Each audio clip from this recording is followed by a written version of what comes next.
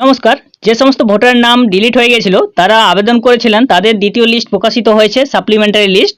ট্রাইব্যুনালে আপনারা হয়তো ভোটার লিস্ট থেকে নাম ডিলিট হয়ে যাওয়ার পর অনেকেই আবেদন করেছিলেন, সেই ভিত্তিতে প্রথম লিস্ট আগে প্রকাশিত হয়েছিল এবং দ্বিতীয় লিস্ট 29 তারিখের ভোট গ্রহণের দিনেই কিন্তু প্রকাশিত হয়েছে, মাঝরাত্রে, অর্থাৎ 28 তারিখ। তো আপনারা যারা অবশ্যই ট্রাইব্যুনালের দ্বিতীয় লিস্ট দেখেননি তারা অবশ্যই ভিডিওটি পুরোপুরি দেখবেন। আমি আপনাদেরকে দেখিয়ে দেবো যাদের নাম ডিলিট হয়ে গেছিলো তাদের নতুন লিস্টে রয়েছে কিনা এবং কাদের নাম পুনরায় ডিলিট করে দেওয়া হয়েছে সেটাও আপনারা দেখতে পারবেন। তো তার জন্য আপনাদেরকে অবশ্যই ভিডিওটি পুরোপুরি দেখতে হবে।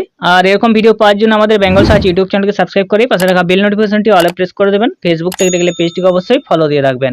ট্রাইব্যুনালের দ্বিতীয় লিস্ট প্রকাশিত হয়ে গেছে, যেখানে বহু মানুষের নাম রয়েছে। এবার 29 তারিখ আজকে ভোট গ্রহণ হচ্ছে দ্বিতীয় দফার, সেখানে অনেক মানুষের এই লিস্টে নাম চলে এলে আপনারা ভোট দিতে পারবেন।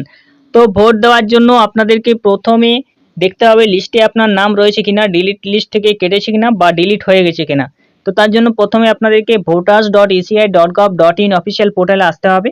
এখানে আসার পর নিচের দিকে আপনারা একটু চলে আসবেন স্ক্রল ডাউন করে, এখানে একটি অপশন পেয়ে যাবেন ডাউনলোড ইলেকটোরাল রোল, অপশনটিতে ক্লিক করতে হবে। এরপরে রয়েছে আপনার সিলেক্ট স্টেট, আপনার রাজ্যটি এখান থেকে নিচে ওয়েস্ট বেঙ্গল রয়েছে সেখান থেকে নিয়ে আসবেন। নিয়ে আসার পর দ্বিতীয় নম্বর ইয়ার অফ রিভিশন রয়েছে 2026, ওটা ওরকমই থাকবে।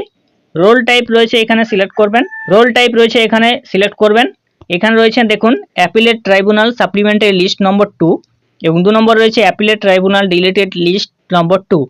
ট্রাইব্যুনালে যারা আবেদন করেছিলেন তাদের যদি সংযোজন হয়ে থাকে, ডিলিট থেকে আপনার নাম ভোটার লিস্টে সংযোজন হয়ে থাকলে আপনি অ্যাপিলেট ট্রাইব্যুনাল সাপ্লিমেন্টারি লিস্ট নম্বর 2 অপশনটিতে ক্লিক করবেন। আর আপনার নামটি পুনরায় ডিলিট করে দেওয়া হয়েছে কিনা সেটা দেখার জন্য অ্যাপিলেট ট্রাইব্যুনাল ডিলিট লিস্ট 2 নম্বর অপশনে ক্লিক করতে হবে। তো আমরা সংযোজন হয়েছে কিনা দেখার জন্য অ্যাপিলেট ট্রাইব্যুনাল সাপ্লিমেন্টারি লিস্ট নম্বর 2 অপশনে ক্লিক করব। এরপরে ডিস্ট্রিক্ট, আমার জেলার নামটি এখান থেকে আমাকে নিয়ে আসতে হবে যে জেলা রয়েছে। এরপরে জেলার নাম নিয়ে আসার পর আপনার যে বিধানসভা কেন্দ্রের নাম সেটা এখান থেকে সার্চ করবেন, সার্চ করার পর নিয়ে আসবেন। বিধানসভা কেন্দ্রের নাম নিয়ে আসার পর এরপরে নিচের দিকে চলে আসবেন। নিচে রয়েছে এই বক্সে ক্যাপচাটি রয়েছে, ক্যাপচাটি আপনাকে এই ঘরে বসিয়ে দিতে হবে।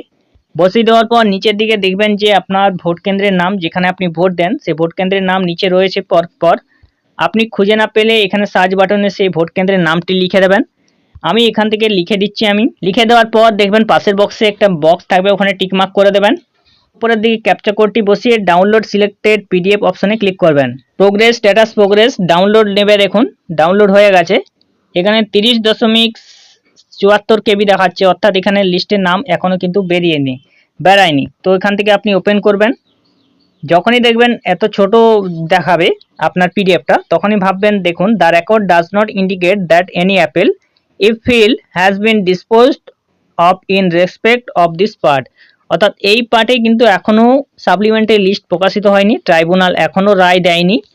আপনাদের যদি এরকম দেখায় তাহলে বুঝতে হবে আপনার এখনও রায় বেরোয়নি, সেক্ষেত্রে আপনাকে দ্বিতীয় লিস্ট দেখতে হবে। তার জন্য ব্যাক হয়ে চলে আসবেন। ব্যাক হয়ে আসার পর উপরের দিকে দেখবেন যে অ্যাপিলেট ট্রাইব্যুনাল সাপ্লিমেন্টারি লিস্ট নম্বর 2 দেখছিলেন, সেটা অ্যাপিলেট ট্রাইব্যুনাল ডিলিট লিস্ট নম্বর 2 অপশনে ক্লিক করতে হবে। সেম একই রকম ডিস্ট্রিক্ট, আপনার বিধানসভা কেন্দ্রের নাম, ক্যাপচা কোড দেবেন এবং আপনার বিধানসভা, আপনার যে ভোট কেন্দ্রের নাম সেটা নিয়ে আসতে হবে। এবার ডাউনলোড অপশনে ক্লিক করব, স্ট্যাটাস প্রোগ্রেস দেখাবে। এরপরে দেখুন কিছুক্ষণ সময় নেবে।